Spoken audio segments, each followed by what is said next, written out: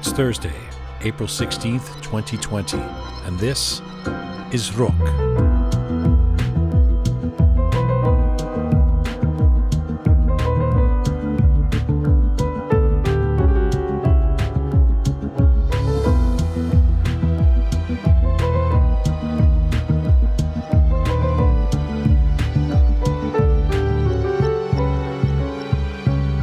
Hi there, welcome to Roqe. سلام دوستان عزیز. امیدوارم همه چی رو برا باشه هر جای دنیا که هستین. You know, there's a Farsi word in the vernacular that has no meaning when written out in English, but it's not hard to pronounce. It translates as candid or straightforward in conversation.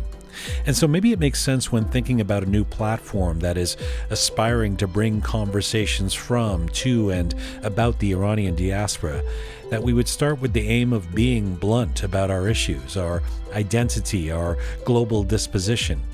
As people of Iranian descent might know, that word, to be candid, is Roqe.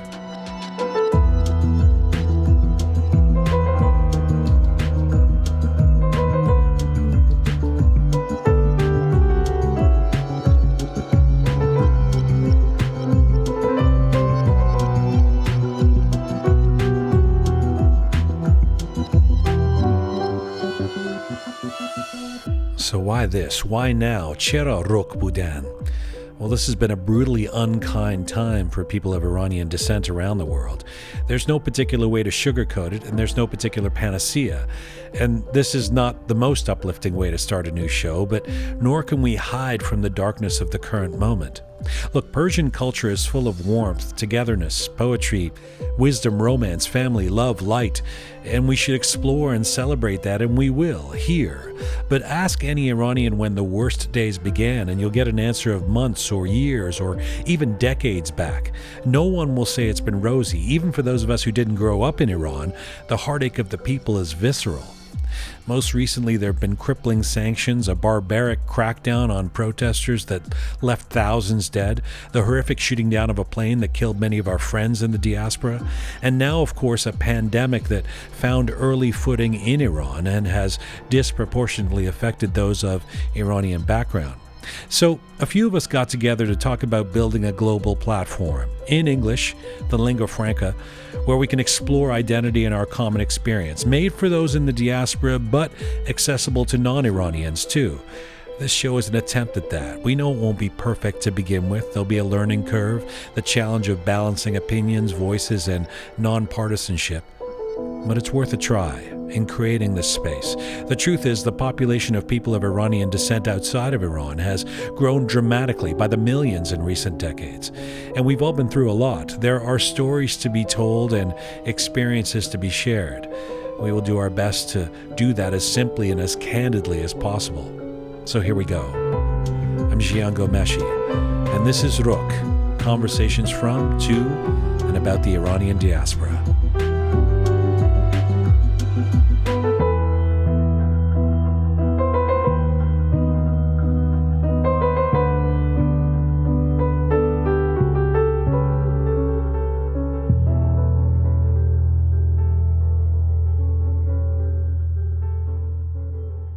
Maybe one of the most shocking aspects of the coronavirus pandemic is the fact that it has reminded us of what we, as humans, often collectively try to forget: the unpredictable and inescapable nature of our mortality. Death disrupts life, as it was known, for individuals, families, communities, emotionally paralyzing, socially disruptive, and functionally disabling, often for a long period of time. But different cultures may show differing ways of response. So, how do we process grieving and mourning in the Iranian diaspora at a time when there is so much of it to contend with? And what can we learn about ourselves and the world at a time when we are surrounded by so much sadness and loss? This is the first edition of Roqe, and today also marks exactly 100 days since a tragic and horrific and infuriating event for the Iranian community around the world. We want to dedicate this episode to the families and loved ones of those who lost their lives on Flight 752 on that plane that was shot down from the sky in Iran. Hamed Esmaeilion was a father and a husband until the early hours of Wednesday, January 8th, 2020, when Ukrainian Flight 752, carrying his 9-year-old daughter Rira and his wife Parisa, was shot down by Iranian anti-aircraft missiles. All 176 passengers and 9 crew members lost their lives. He's a dentist by profession, but now he's also well known for his heart-wrenching poems and remembrances to his late wife and daughter, and his tireless attempts to find justice that have galvanized so many in the Iranian diaspora. Hamed Esmaeilion joins me right now from Richmond Hill, Canada. Hello, Hamed. Hi, John. How are you? I'm okay. Thank you for agreeing to come on our show in such unimaginably difficult times for you. You're very welcome. I guess let's start with today. Hamed, where is your heart and mind today? Let me start from where I sit now. I'm in Rira's room, just sitting in front of her mirror, and all of her packed French magazines in front of me. So, every day is different, John. So it depends on the news that we get in the morning. Every morning when I open my eyes, I take my phone and I search PS752. I want to find the news, if there's any news. I search it in Farsi and English, both of them. And my day goes on based on the news I got in the morning. So, for example, this morning there was a news about like Ukraine and Iran again, and that can destroy the whole day. I mean, like that. I could only imagine that there's people who've told you, don't look at the news. Stay, take breaks from it. Do you do that? I can't. Yeah.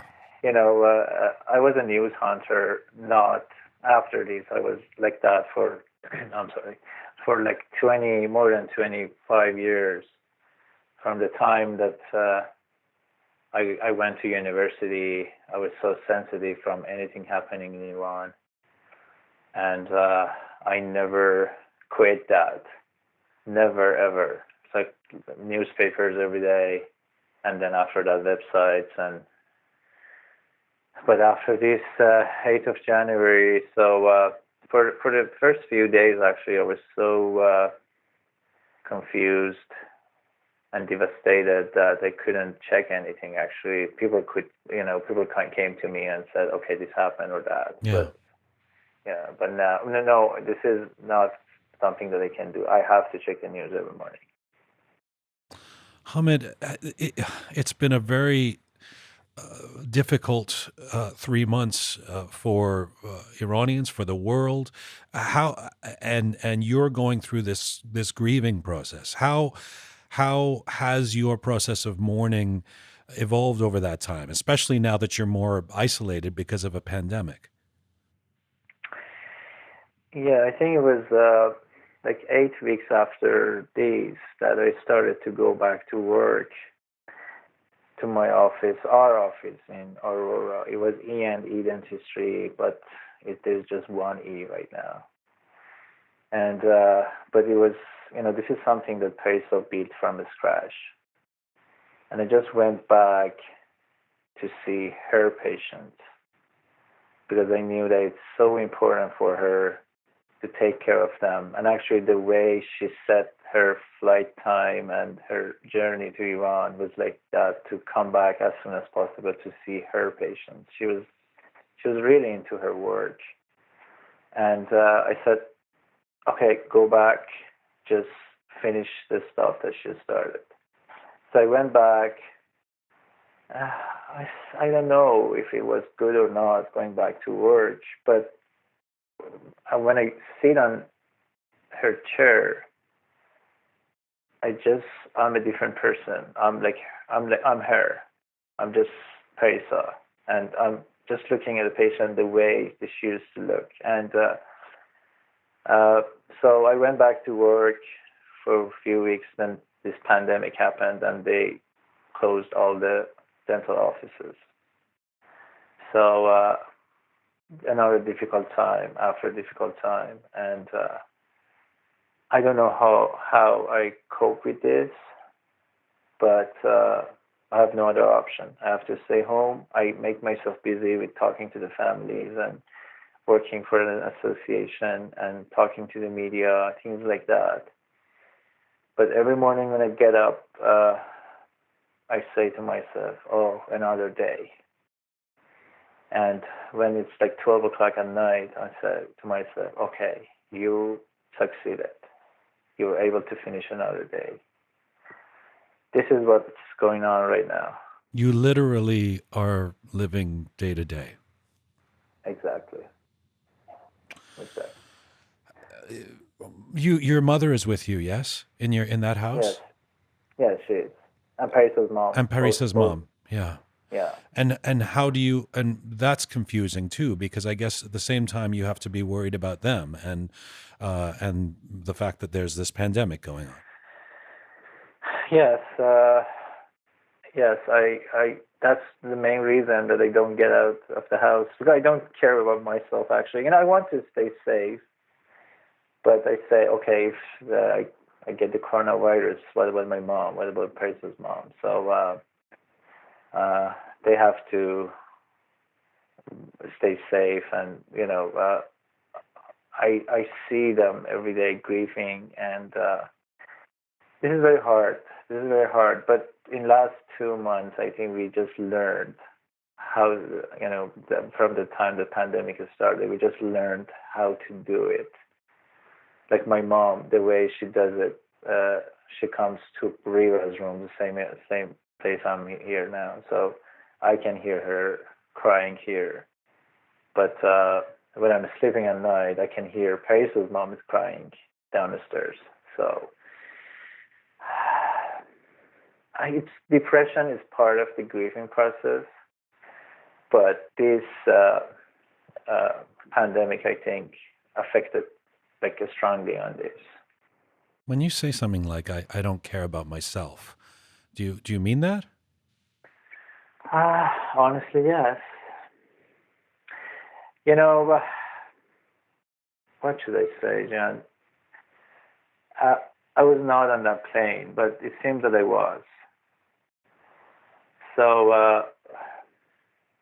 I went, and it was on day 48 that finally I found the guy who was sitting next to them. And I wrote a short letter to him that I wish I was in your place, Milad. His name was Milad. He was a PhD student here. I wish I was on that seat, man. And that was, all the trips, all the journeys that we had. We had a very tight unit, this family, and we went everywhere together. We went to London, New York, Boston, Cuba, Disneyland, like east of Canada, all together. We never traveled alone. That was the only time. And I didn't go because I was vocal about anything happening in Iran, especially on November, what happened to people in Iran.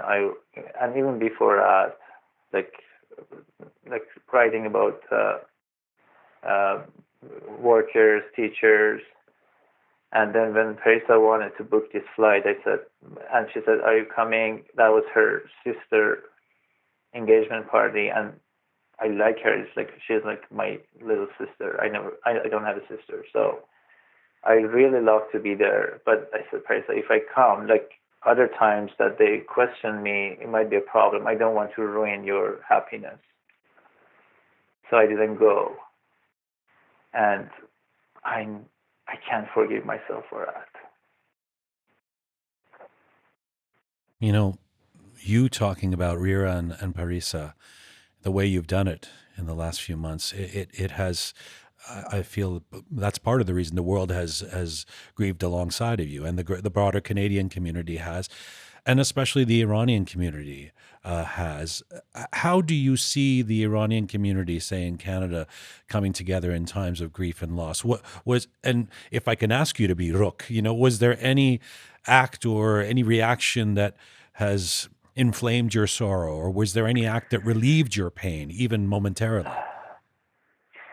Most of the comments I get from the Iranian Canadian community is relieving, actually. I've had few comments, but I can forgive and pass. And they're not in my shoes, so they don't. Those people that they give me like hateful messages or something like that. I mean, if they're in Canada, they're not in my shoes, and I never pray for them to be in my shoes. And but the support that I got from them was amazing. I was never in the center of the attention, and I hate that. I was in the margin of this community, but this brought me to the center, and so less of attention. I know myself. I know my personality, so I try to keep myself safe in this storm, Mm-hmm. and because I have a big goal to achieve, I think. I don't know, this emotions that are coming to me every day by any news finally can destroy any single of us. I mean, any single family members. But I think after me, another new brother or sister that I have found, we take this flag up and continue carrying on. You have, in some ways, become the face of dealing with tragic loss in the Iranian community. People do want to hear from you, and they find some kind of catharsis in sharing your words. You talked about that not being a role you wanted, but I suppose you feel you have to accept at this point. Yeah, it's very hard to accept that actually. From the beginning, when I went to Iran, people came to me, relatives, friends, and they said to me that you have a new role. I it was unbelievable because I was like, oh, I'm like a normal person. I'm an ordinary person. I was getting up in the morning, making breakfast for Riva every morning, take her to school, say goodbye to Marissa, come back in the afternoon, like talking about the day. And as you say, from 8th of January, everything is completely different. So for accepting this new role, I had to challenge myself. I had like a Instagram page. Didn't use it for like more than 3 years because I didn't want to post pictures of Rira. She never allowed me actually. Mm. She was like, "What are you doing that? Where do you send it?" Mm. "Oh, to your grandma." "Why? Do you give me permission?" "If you just send it to grandma, yes." Mm. So I never posted a picture of her. If you look at my page before this date, I never did that. Even Parisa. This relationship that we had together was something in between us. We never wanted to share that with the world, and there was no reason. So we had a good relationship, and we were in love, all three of us.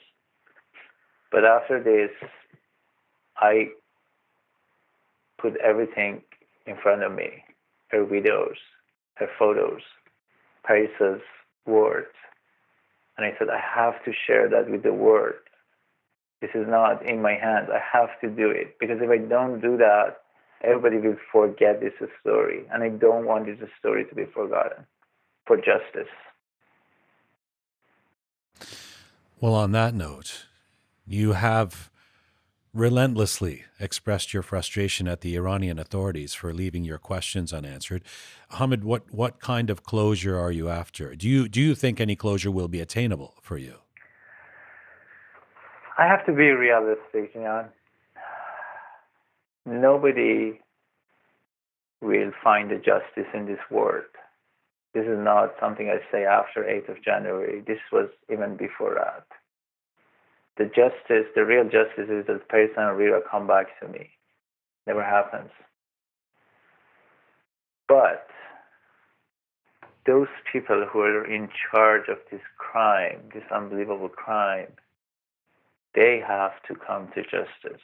I want to, this is the way that we are acting against them. It's a very civilized action, I think, compared to what they do to their own people and to the other countries' people. This is very civilized for them. We're all Iranians, we all know that. But we don't want to wash blood with blood. And we want to bring them to court, see them in the court, and ask them the questions. Why you shot to 26 kids and teenagers 3 minutes after taking off? Why? And, if they answer the question, even if I see them in the court, or even before that, if I find that this action was intentional, that's a new day for me, and a new day for all the Iranians, I think. You're not alone in seeking justice. What kind of conversations do you have with other families who lost their loved ones in this tragedy? I usually talk to 5-6 families a day, all over the world. It can be from Canada, from Iran, from Sweden, from UK, and all of them are on the same page. All of them are angry. All of them are furious. All of them, I can feel the rage and impatience in them that we need to get to that point. We need to see them pay for all these horrible nights and days that we are going through.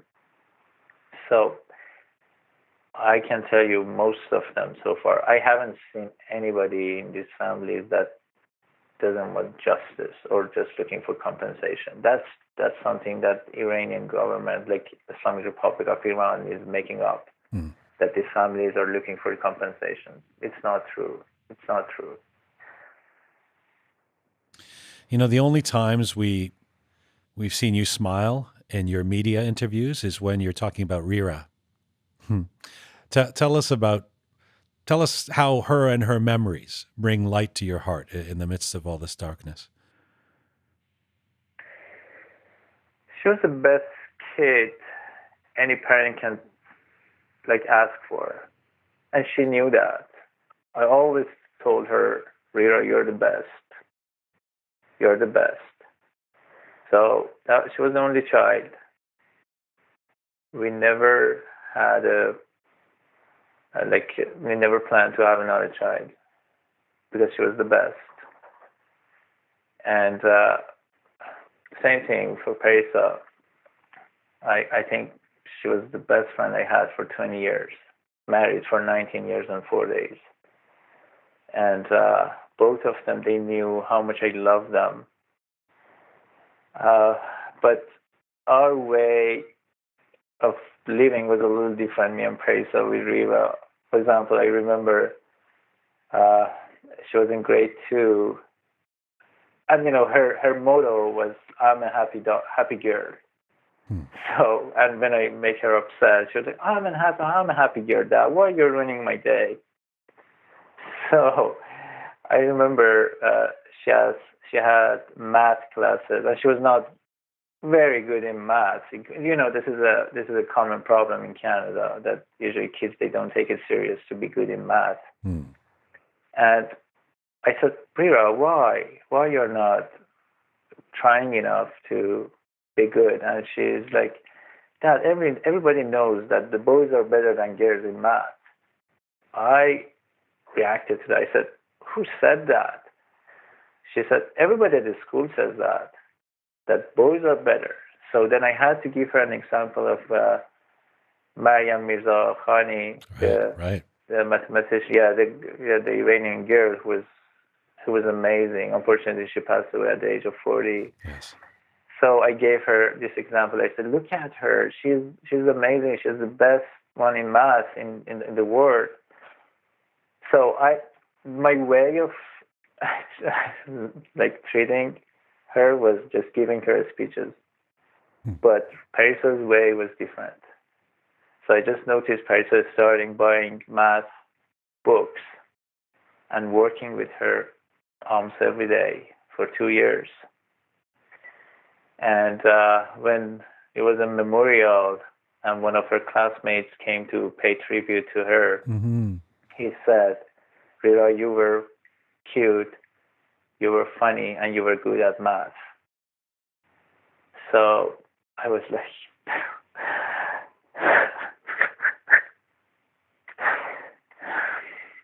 why you're not here to hear that?